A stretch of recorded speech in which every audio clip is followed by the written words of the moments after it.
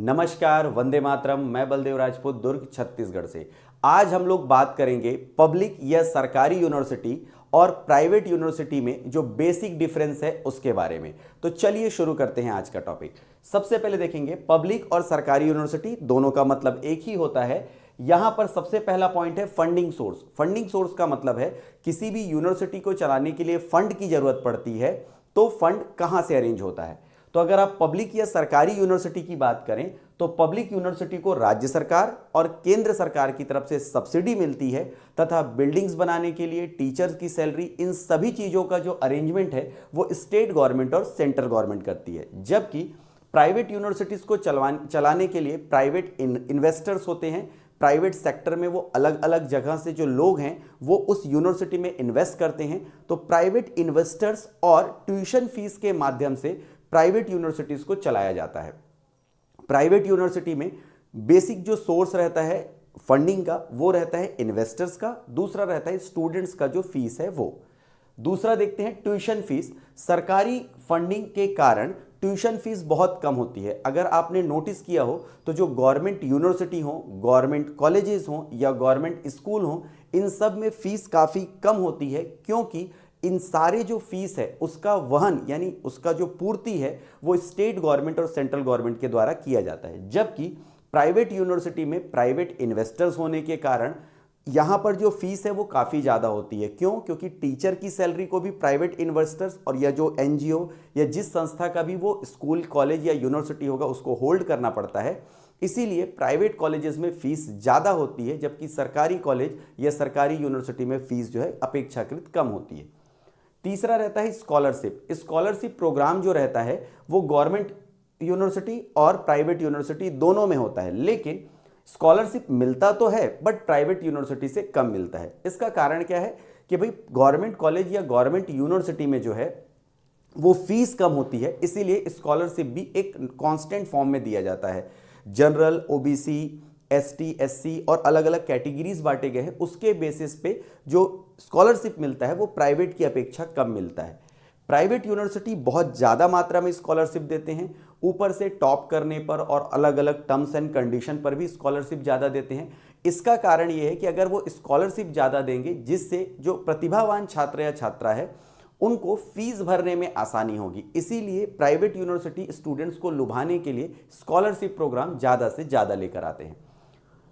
Admission का process. Admission process मतलब अगर आप किसी भी यूनिवर्सिटी में एडमिशन लेना चाहते हैं या गवर्नमेंट कॉलेज में एडमिशन लेना चाहते हैं तो उसका प्रोसेस क्या है।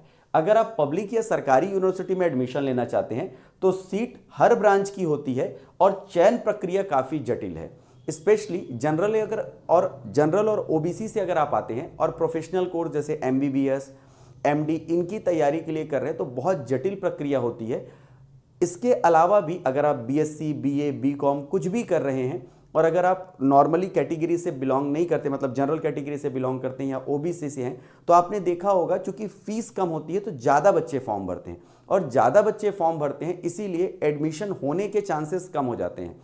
गवर्नमेंट यूनिवर्सिटी या गवर्नमेंट कॉलेज में आपको तभी एडमिशन मिलेगा जब आपका प्रीवियस ईयर में परसेंटेज काफ़ी अच्छा होगा। दूसरा, उनका एंट्रेंस एग्जाम अगर आप क्वालिफाई करते हैं तभी आप उस कॉलेज या यूनिवर्सिटी में एडमिशन ले पाएंगे।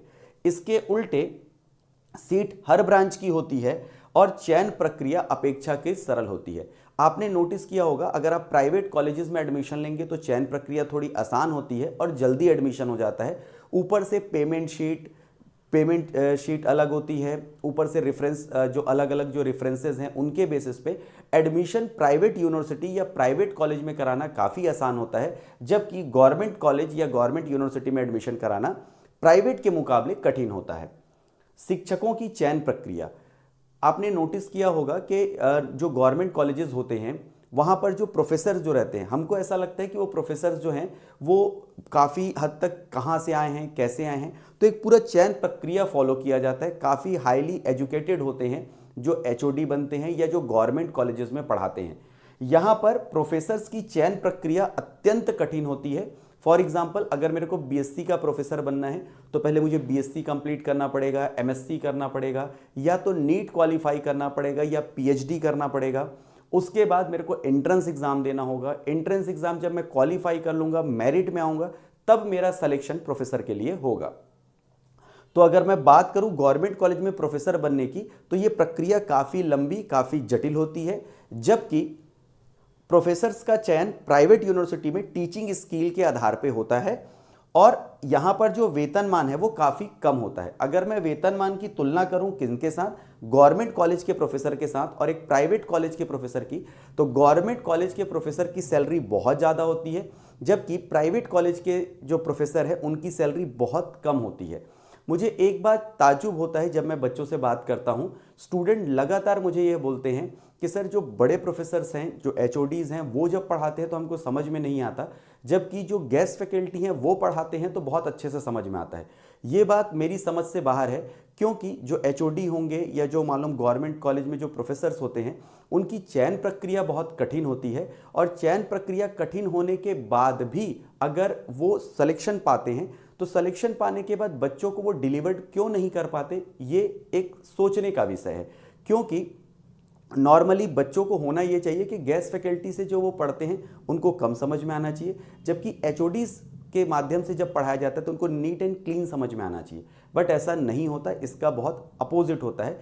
इसका कारण संरक्षणवाद है। खैर इस टॉपिक पे नहीं जाते, नहीं तो वीडियो और लंबा हो जाएगा। बट प्राइवेट कॉलेज में जो सैलरी है वो बहुत कम होती है और जो मेहनत है वो काफ़ी ज़्यादा होती है। इसकी अपेक्षा गवर्नमेंट कॉलेजेस में या गवर्नमेंट यूनिवर्सिटी में सैलरी काफ़ी ज़्यादा होती है और प्राइवेट कॉलेज के मुकाबले वर्कलोड गवर्नमेंट कॉलेज या गवर्नमेंट यूनिवर्सिटी में काफ़ी कम होता है।